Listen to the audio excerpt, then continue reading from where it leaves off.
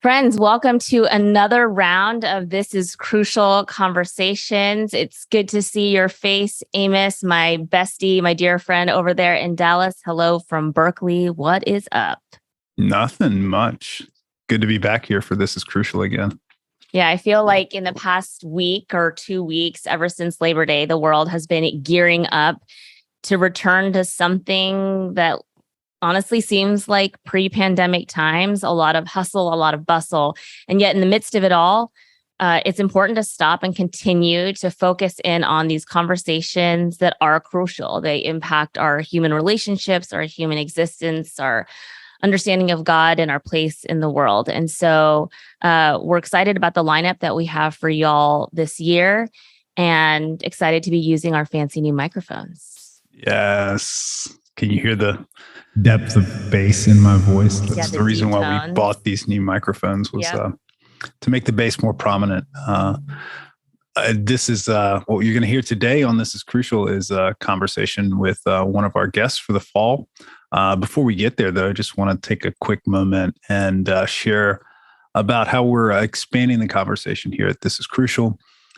We've been focused on healing justice and issues around racism since this podcast started 2 years ago.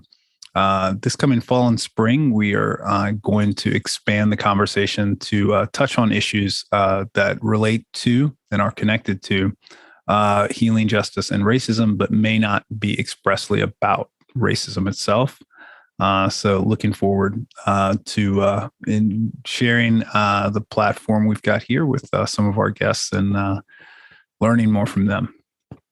So yeah, we acknowledge and affirm that we are more than just the colors of our skin. We are also our genders, our sexualities, the places we come from, the economics in which we are living in and subsisting in and surviving in. And so we want to bring that into the conversation, which makes our first guest for the fall so perfect. Jeff Chu is an example of how this intersectionality of all of our identities really comes into play in our everyday life and existence. So Jeff Chu is the co-curator and co-host of Evolving Faith, along with his friend Sarah Bessie. It's a community for those who find themselves in the church, in a gap in the church that is becoming and the church that was. And it's those who maybe their full stories and identities and narratives haven't always been included and honored by the church.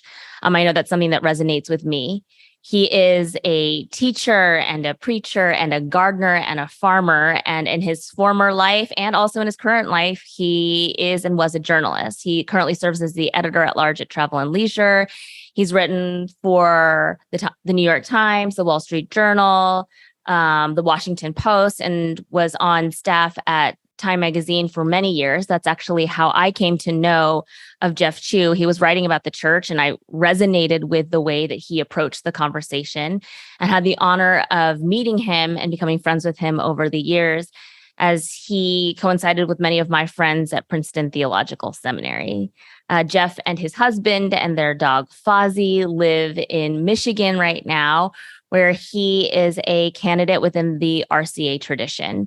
And so it is my joy and pleasure to welcome Jeff Chu as our September guest. And you all can hear more about his community Evolving Faith and the conference that they're putting on in just a few weeks in October. So without further ado, let's welcome Jeff Chu.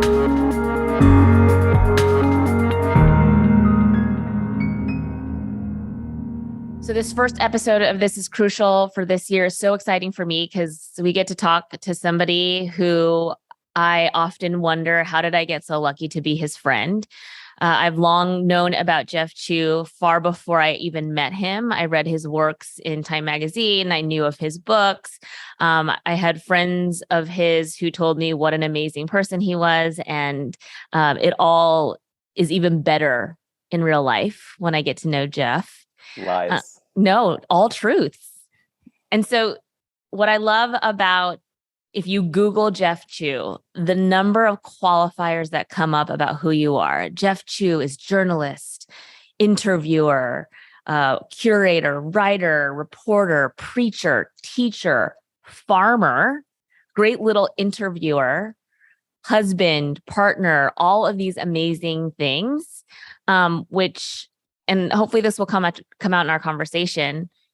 For us as Asian Americans, it's kind of weird just to hear all of these titles put on ourselves. It actually is maybe even uncomfortable. And so for you as Jeff Chu, how do all of these titles feel for you? And how would you describe yourself to someone who doesn't even know you? I'm honestly not super big on the titles. I think there is something in American society where we're often defined by what we do, not by who we are. I remember reading that Walt Whitman poem, Song of America, I think it is. Every single person in that poem is defined by their job. Right? And I've had a lot of different jobs. So hearing you read off the list of titles is maybe part like hearing my resume read, but part like hearing a eulogy as if I've died. But I don't think anybody's titles ever capture the entirety of who they are and what they care about and what drives them and what their heart longs for, right?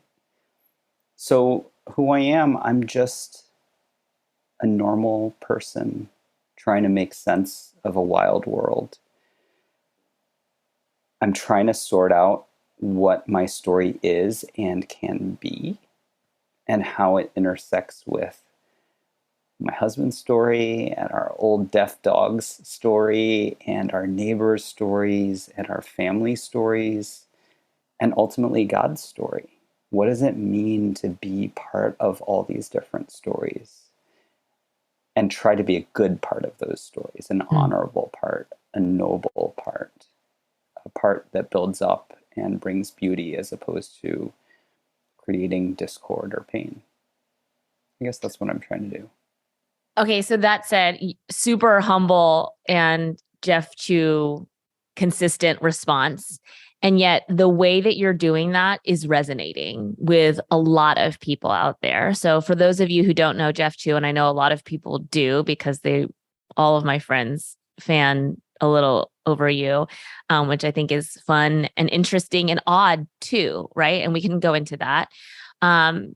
You and your friend Sarah Bessie co-convene this amazing community called Evolving Faith.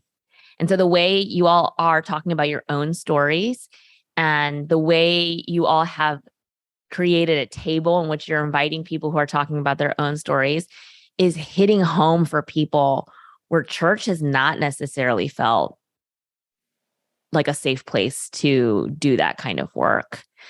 So can you tell us a bit about Evolving Faith and how your own personal journey has intersected with this now kind of awesome, amazing, viral, global journey within the church? Sure. So Sarah Bessie and our late friend Rachel Held Evans, they started Evolving Faith together in 2018. Sarah came out of the Pentecostal charismatic tradition in Canada, and Rachel grew up in Bible churches in Alabama and Tennessee. And both of them wondered whether there might be a desire for a gathering of folks who are still compelled by the story of Jesus, but whose faith had shifted in some way. Sarah had to leave the vineyard because of her affirming stance towards LGBTQ people, and Rachel became an Episcopalian. And as their faith shifted, they longed to hear other people's stories of evolving faith. That's where the name comes from. Rachel thought they might get a couple hundred people in the room, right? And then they were both surprised in 2018 when tickets sold out in a couple of weeks, and the room at Montreat in North Carolina was totally packed, 1,500 people. So I was a speaker that first year, and then I joined the leadership team a few months after that. And what I learned, what I think we all learned, was that the church has too often been a place where our whole selves and our whole stories aren't fully welcomed. And by that, I mean not just our identities, not just those markers that society has put on us that makes us other, but also our doubts and our questions and our struggles. Church is not a place where most of us feel candid. where we can be comfortable being uncomfortable together. Too many churches have made idols out of certainty and conformity. And what does that say about the expansiveness of God's love or the truth of God's grace? We talk about love and grace all the time, but do we actually live it out? I think we were surprised, too. It wasn't just ex-evangelicals who showed up. There was also a large cohort of folks from mainline churches who really appreciate their congregation's emphasis on justice, but who are longing for just a little bit more Jesus. Ah, interesting. Okay. We were surprised by that. They were totally on board with making the church and the world a more loving and inclusive place. They wanted to hear more about the stories of Scripture. They didn't want to attend the political pep rally on Sundays. They wanted Jesus. They wanted a connection with the Holy Spirit. And they had pastors, they still have pastors, who were afraid to talk about these things. So then Rachel dies at the beginning of May 2019.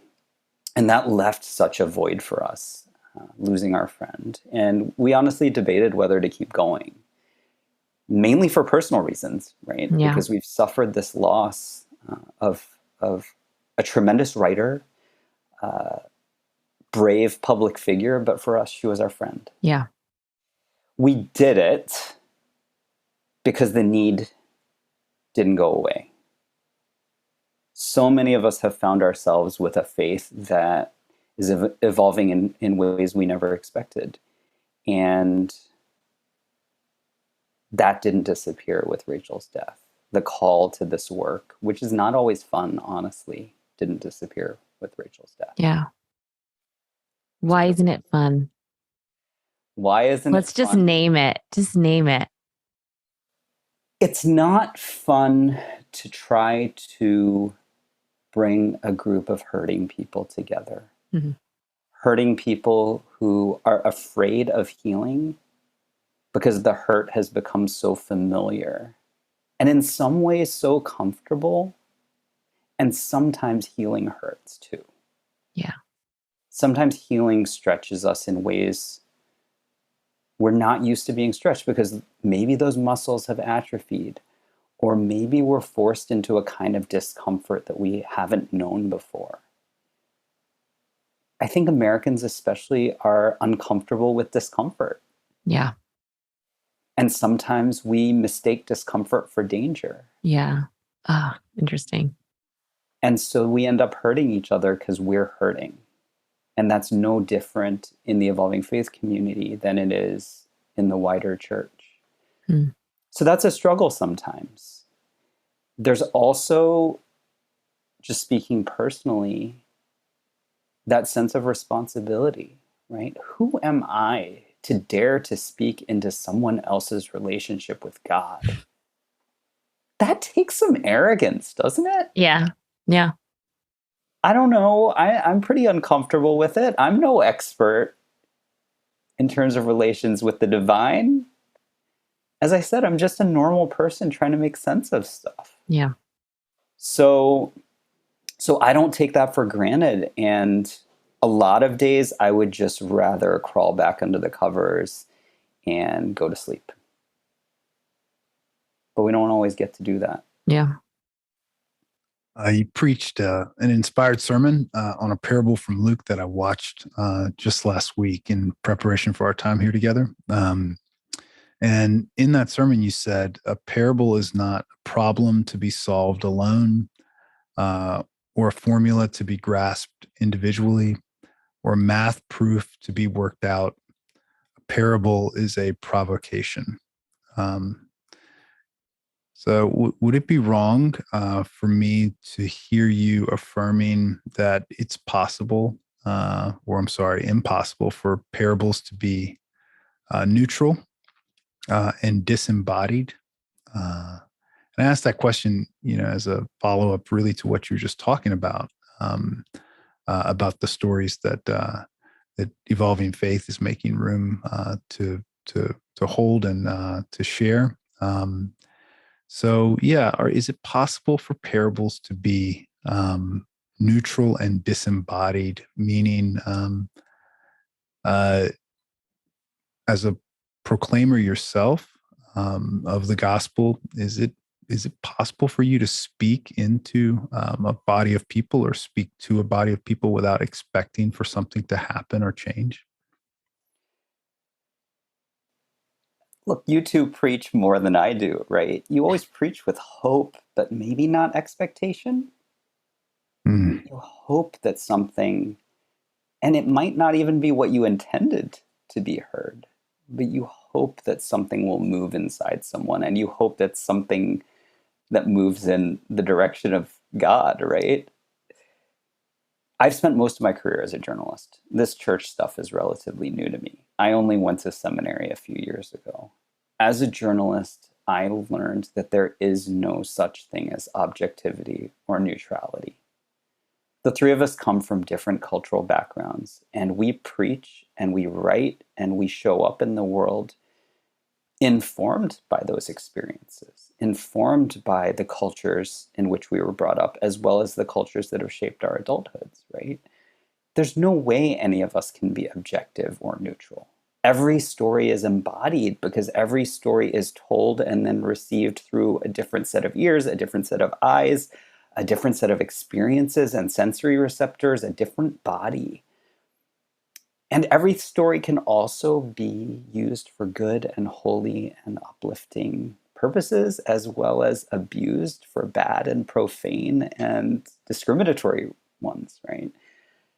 I think that's one of the reasons it's so helpful to me when I'm thinking about the parables to remember that Jesus almost always offered them to a group of people. Jesus told these stories rarely to an individual and much more often to a community of people with different embodied experiences. And they had to work these things out in community. What did you hear that I didn't? What sparked a memory or a feeling inside of you because you've had a different experience of that thing he's talking about, whether it's a farm metaphor or a wedding banquet metaphor? How might you hear a story of scripture in a way that resonates where I might hear the same story and it stings or it hits on a nerve? And ultimately, my hope is that when we are in community, there will be someone in every group who reminds everyone else that God is love. And if we believe that Jesus was the incarnation and the embodiment of that love, then the stories that Jesus offers should point us toward collective healing and to deeper community, difficult as that might be sometimes. Mm-hmm. That's not neutral at all. That can't be neutral. It's definitely biased. And anytime I'm preaching, not just from the parables, but a lot of folks in the evolving faith community really have a grudge against Paul. Mm-hmm. What does it mean to read Paul through the lens of his broken humanity, through the tenderness of God's love, remembering that Paul suffered and hurt and is petty and obnoxious, but also kind of funny sometimes, Mm-hmm. right? That's not neutral at all. I mean, can I just affirm so much of what you've said and say that it resonates for me individually? And I know for Amos and I, even as we had discussions about whether or not to include or whether or not to continue this is crucial podcast conversation, like you were saying, sometimes you just want to get back in your covers and just call it a day. Because even if the work is important, it's exhausting. And especially around these conversations, these angles that the church is picking up now. And I love that you named almost this gap in the market of churches that are either peddling certainty or just justice, faith or work. No, there is the marriage of, Jesus embodies the marriage of those two things, right? the embodiment of love that is greater than what we could come up with or feel ourselves on our own. And that's why we need the community. And yet something that I struggle with is I feel like the conversation is starting to get on a loop. Like, even as we think about what questions to ask, it's kind of amazing to me that the conversation, for example, let's say around race, continues to have to be around proving that racism still exists and is real and is a problem for the church. And I'm like, how many episodes can we do on that before we're not even actually moving the conversation forward? We're just spinning over and over and over again. And so I guess my question for you, Jeff, is how do we move these conversations forward as a community? Like you said, you hope that there's someone in the room or someone at the table who like raises their hand and says, hey, don't forget God is love, right? Like, where are we getting stopped up? What are those words that we need to remind ourselves of so that we can continue forward in healing, using a word that you mentioned, where it doesn't just feel like we're talking for the sake of talking? So I think one of the struggles, right, for preachers like the two of you, what do you get with your congregants in a week? An hour, maybe 2 hours? If they're super involved, maybe 3 or 4? Where are they the rest of the time? They're immersed in a world that rehashes the same conversations and pursues the same ends. And those ends are different than God's ends.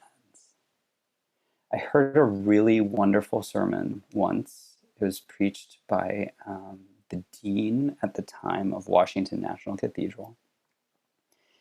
And I honestly just expected a standard issue progressive sermon. And he got up into the pulpit of Riverside Church, a church in New York City that has such a rich history with civil rights. And he says to this congregation, your ends can't be the same as the world's ends, even if you call it justice. Wow.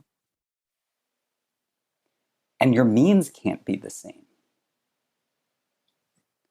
because your goals are different and the one you serve is different. I'm not sure most folks in that room were ready to hear that or to begin to process what the implications of that kind of call are.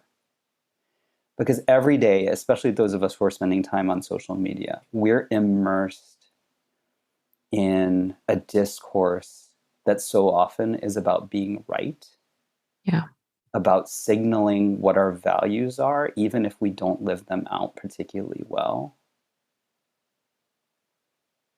And they're not fundamentally, our conversations are not action. They're not doing anything to change the lives of the people who are suffering. And I'm conscious of that all the time. What am I doing in my little corner of the world that actually heals, that actually pursues the kind of flourishing that God calls the church to pursue? And it's super difficult, right? It's super difficult if our beginning, our middle, and our end is focused on the things of the world around us. And then we get an hour a week where we're like, hey, God, what's up? And I almost feel like I'm beginning to sound like my grandmother, right? Like this old Baptist woman who immersed herself in the scriptures all the time. But lately I've been thinking about how folks who used prayer books, right? Folks who read through the Psalms all the time, maybe they were able to hang on to something that we weren't because they were immersed in the full tapestry of the human experience, from the blame and the lashing out at God straight through to the praise that most of the Psalms draw us back to. They saw the full scope of the spiritual and emotional and psychological and landscape that the psalmists offered to us, which I think we're kind of afraid to do nowadays. So I feel summoned back to that. even if I don't always do it as well as I would like to. My observation, consistent with yours, is that especially the mainline church, ones like the churches that we serve, we get stuck in loops of lament. Speaking of the Psalms, where we kind of, our proclamation sometimes sounds like we only got halfway done with the psalm. We didn't write the rest stuck in of it. Psalm 88. It ends in despair. Yeah. And, it has been I don't mean to discount at all the strangeness and terribleness of the last, 3 years, and the uncertainty that's been present and all that. But I think that I remember what Willie James Jennings said, Charlene. He was one of our guests, and he said one of his fears right now is that we've got a lot of young people with a lot of energy, but no reservoirs of hope. Like in difficult times, there's nowhere for them to draw from when the going gets tough, especially in the church. And so, yeah, it's comforting to sort of lament, but it's also exhausting to be there. Just stay in that place. Hoping, not even actually hoping, just kind of swimming in those lamentable waters, and not exactly telling anybody at all that you're tired, because you kind of like it. You enjoy enjoy being right there.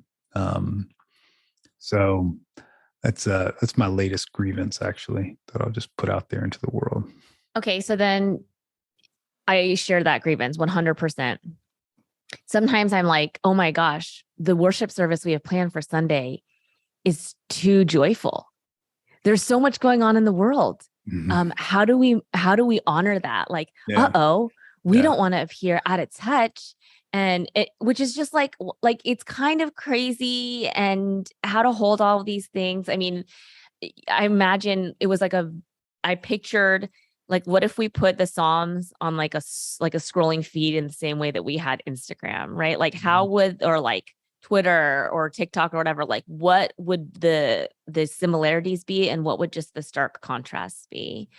So Jeff, you talked about being like, I mean, you didn't use the exact words of an agent of healing, but that's kind of what I heard in the small corner in which you are in. So, and I think that is, as for all of us, people who are that's the call of all of Christians, all of humanity, and then particularly in the work that we're doing. But my question to the two of you actually is, where have you experienced healing? Not where are you doing the healing, but where have you been healed? How have you been healed? Because I think that is a story of hope. The healing is possible. So sometimes I have to get away from humans to find humans. Healing. Yeah. Humans kind of suck sometimes. Yeah. Mm-hmm. So I find healing in the garden. Okay. Plants know how to do what they're designed to do. That's not to say they don't face disease or obstacles to their growth, but there's something beautiful about how resilient plants are. I planted potatoes this season, and I planted some in my yard, which did okay. And then I have a plot in the community garden, and they were ravaged by these Colorado potato beetles that just devoured their leaves. And so I was like, screw it, they're dead. I go to the garden a few weeks later, and one of the plants has started to grow leaves again, and it is struggling along, and it's doing what it knows how to do, to survive. And not just survive, but thrive.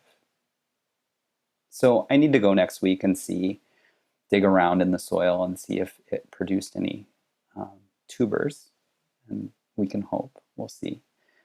But that's really healing for me, to see how the processes that God set into motion, spring, summer, fall, winter, these plants, the butterflies, the bees, they know how to do what they were called to do. Yeah.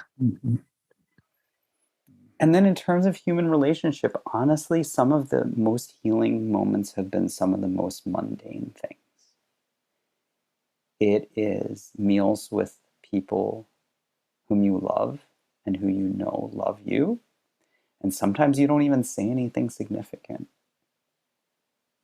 My best friend, who's a pastor in Ann Arbor, one of my fondest memories of him is in a moment of great pain. He came and he sat next to me, didn't say a word. He was just there. Hmm. And sometimes I think we try to fill space with words and proclamations of opinions and things that seem right, when the most right and healing thing in the world is just to be present. Yeah. Amen. Amen. Amos? Yeah. I don't like this question very much. Why? Well, one, I mean, built into the question is a presumption that like healing, like I need healing right now. And so in thinking about my answer to your question, I was like, what's broken in me, and I think even just asking that question, like what's broken that has needed healing, is just, that's for me, another like getting stuck in that loop of lament again. And I go there really easily. So it's my natural instinct really is to think about what's broken or unfinished. So I'm going to give, instead of thinking about healing, I'll just say like peace for me. What's brought peace, or even like mundane, like transcendence. That's transcendence in the everyday would be. I've started doing spelling bee on the New York Times. Yeah. So super fun. yeah, I started weeks and weeks ago, but it's you can count how well you're doing. There's a goal at the end, like you can reach the genius level, and it makes you feel like, I feel really confident after I'm done with it. I don't know why, but more so than anybody telling me like, hey, you know what you're doing in life, Amos, or way to go. Just getting to genius on spelling bee just makes the rest of the day go really well for me. So and then the other thing is, I've got right now, I shouldn't say this out loud because I'll probably jinx myself, a 68-day streak of journaling every night, which I've never done in my entire life. So, and that's been, it's been brought a lot of peace to me to kind of just unload, not spill my secrets out on the page, but just unload the things that I'm thinking about and not feel as if like I need to carry them into my rest, into my day's Sabbath. I love that. And I decided to use bullet points instead of like prose, I guess, or paragraphs. Oh, I love that. I know. And it's just, it was so, it was liberating to not feel as if I needed to like write incomplete sentences. And I've been able to do it primarily because of those bullet points. Yeah. Yeah. What's the difference? How do you differentiate peace from healing? I think for me, there is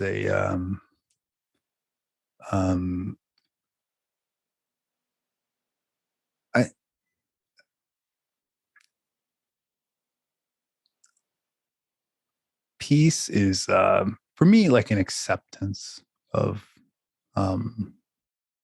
like my present condition, and there's a neutrality to that acceptance. Like I'm not naming it as either good or bad, ugly or beautiful, worthy or empty. In just accepting it as it is. Mm-hmm. And that's been, easier for me to use as like an organizing principle, because when I think about healing, it feels like another to do. Yeah. I hear you. Like another thing that I've got to like accomplish, Yep. or And yeah, and most of the healing that I've experienced in my life it's never come because of something that I've done, Of course. It's always kind of just, yeah, it's happened. So that's the difference for me.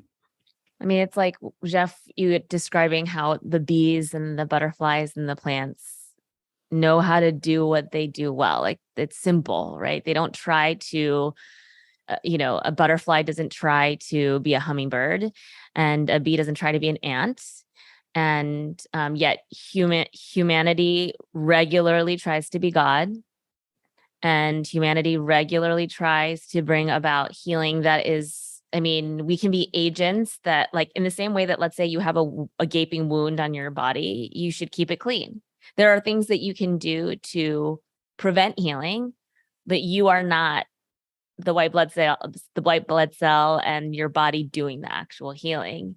And so much of it is surrendering, which I think right now, even to what you were talking about, Jeff, in terms of like why it's hard, why sometimes it's not fun, is this constant expectation of our participation in these things.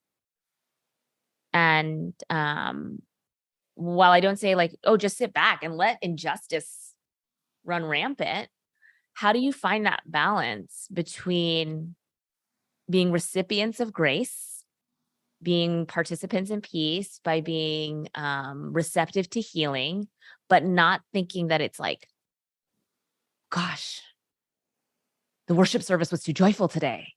Or, how do I mean, I think the lament cycle is because we feel like we have to. Mm-hmm. This is how we keep it current. This is what mature, serious people do. Yeah. Or people who think injustice is real. Sorry, go ahead, Jeff. Isn't there a difference between like performative congregational lament and the genuine heart lament that comes from true pain? Mm. And I think one thing you're describing is the performative congregational lament that actually makes us feel better and makes us feel as if we have some control over the situation because we did something. Yep. As opposed to a heart cry to God because we do not know what else is possible. There's a real difference between the psalmist's lament, if I'm reading those words empathetically and compassionately and believing that they were inspired by true life, right? There's a difference between that and a congregation that looks at a tragedy and says, we just need to say something. So I would distinguish, first of all, between those two things. And then I guess it's the whole grace and gratitude cycle for me, which is why, even though I grew up Baptist, I've ended up in Reformed theology, because there is grace for our mistakes, which are inevitable.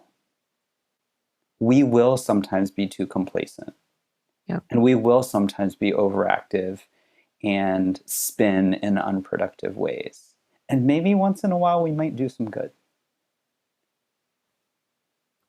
And this is where it helps, I think, to play the long game, to not put too much pressure on any one worship service or any one sermon or any one moment, because you know that a story is still unfolding. Preach. That's on my good days. Yeah. I needed to hear that. Damn. I really needed to hear that today. You say, one of the things you say is, some days I believe in God and other days I want to believe in God. And I think it's a little play on Rachel Held Evans, who wrote often on the days when I believe. Right? She wrote about the Sundays where she would sit in church and she couldn't say the Apostles' Creed. And that's when we rely on the old lady in the pew in front of us or the kid next to us to say the words that on some level we want to say, but we can't. Yeah. And I think that's what spiritual community is for, to carry what we can't. And sometimes you get the privilege of carrying what someone else can't. Which is ideal, and which is so sad that you named, I mean, one of the needs that evolving faith came out of or meets is how so many people feel like they can't be honest in the church, right? Like that sentence. Some days I believe in God, and other days I want to believe in God. Like, who is that not true for? And yet, how many times do we name that in church? Right? Whether it's the preacher, pastor, or the person sitting in the back of the pew, like, that is the reality. I mean, Paul talks about that. Like, that is scriptural. And I mean, for me, I have found healing in conversations where there has been spiritual honesty, or just honesty, to the point where I'm like, oh my gosh, I am not the only one who's feeling this way. So, like, one of those prophetic moments happened for me, and I actually immediately texted Amos afterwards. It was a lunch with you where I don't know why it was so crazy, but I continue to struggle with loneliness, deep, abiding loneliness. And instead of you saying, Jeff, like, oh my gosh, you're not lonely, call me whenever you need to, or like, you have like so many people who love you, blah, blah, blah. You're like, oh yeah, I am lonely all the time. And I was like, oh, it was presence. It wasn't fixing me. It was being with me in loneliness and just saying, like, yeah, like you even said, like, something that I'm working on is how to figure out how to be accept that loneliness will be a constant companion for me. And so that was super healing for me. And I literally texted Amos right afterwards. Okay, so here is my final question for us today, because so much of what you're talking about, and so much of what I feel like the discourse in the churches right now is, ironically, it's very Ecclesiastes. I know you love Ecclesiastes. It's very like, this isn't new. This isn't like, this is same old stuff that's been there since day one. And yet it's so freeing to name the things. So my question is, how has your faith, Jeff Chu, your faith, Amos DeSasa, evolved in a way that has been life-giving for you in recent seasons?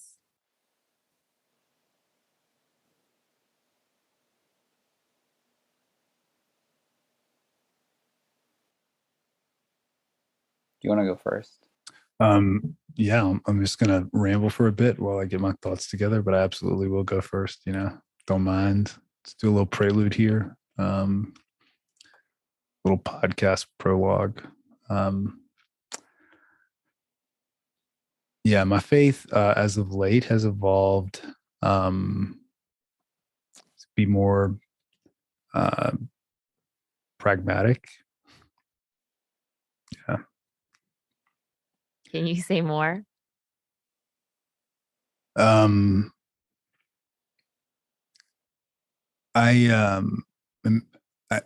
just beginning to think in terms of like decades instead of like weeks, and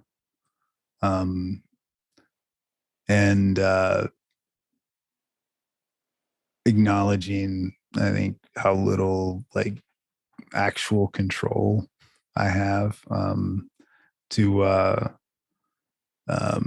alter, the 5 minutes.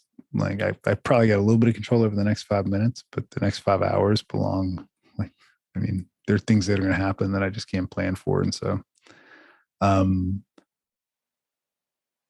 yeah, I would say my faith is, I've become also to just appreciate and read Jesus's parables and the Gospels from a like more with a pragmatic, like hermeneutic, pragmatic lens, and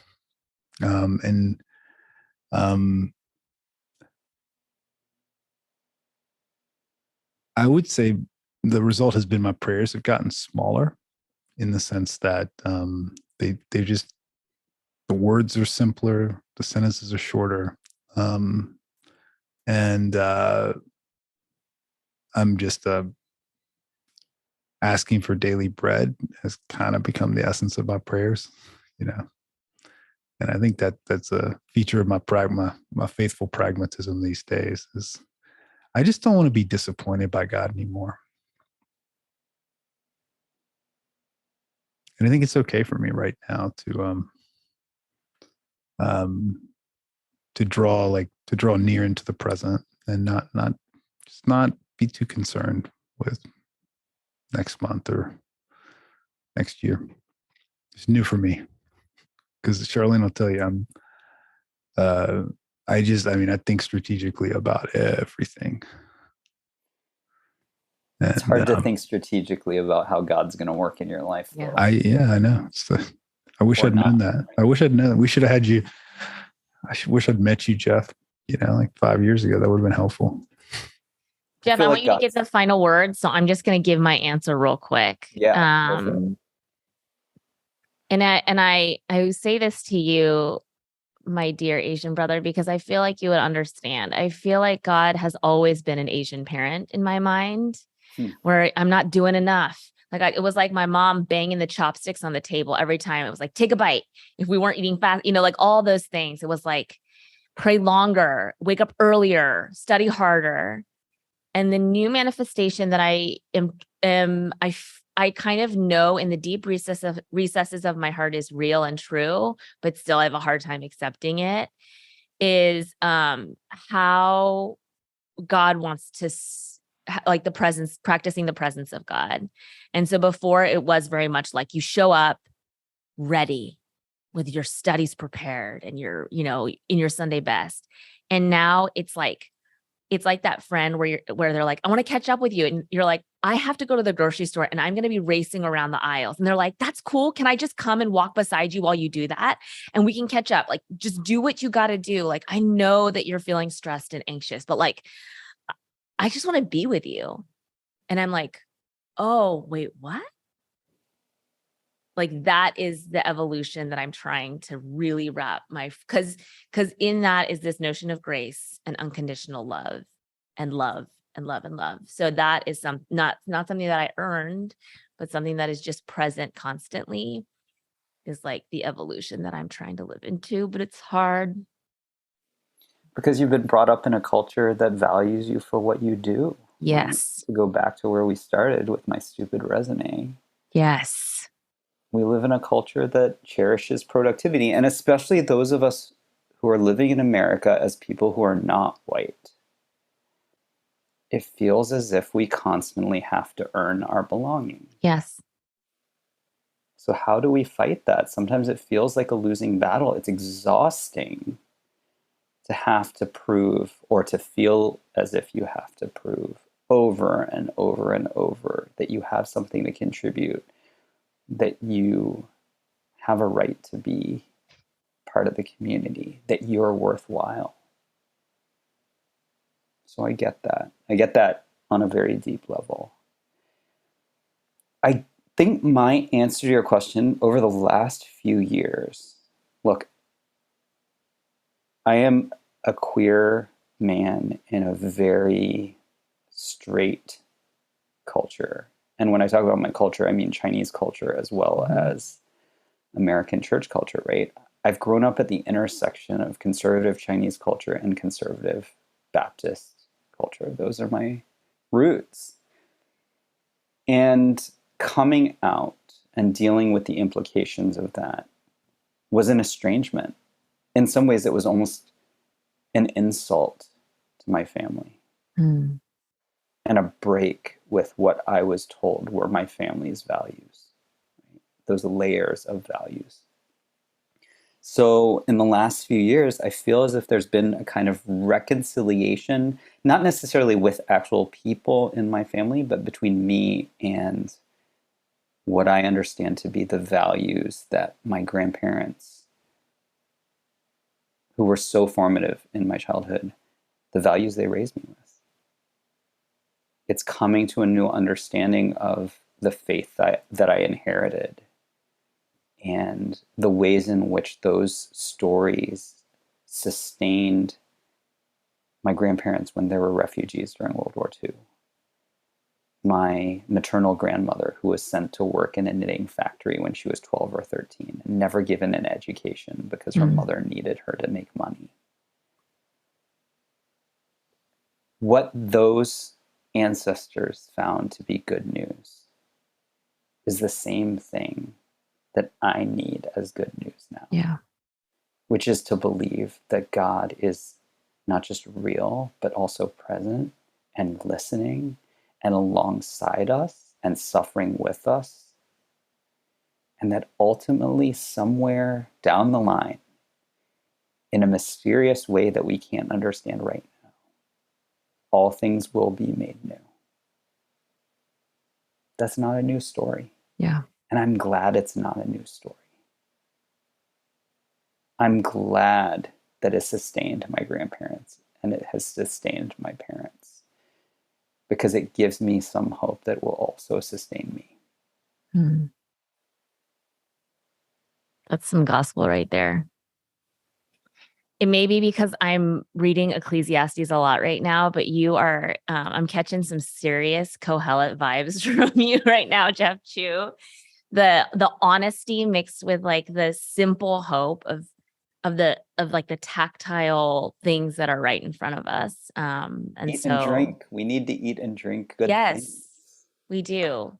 Your hospitality, your commitment to hospitality is contagious. Just even in kind of following you on Instagram or talking to you, I've been more excited about cooking and just being present Look in at those. you, Charlene. Yes, I know. I mean, and like nothing is more healing than my kids looking at the plates I put before them and saying like, "This looks so good, Mama. Thank you so much." And then I'm like, that feels way better than someone being like, "That was a great sermon."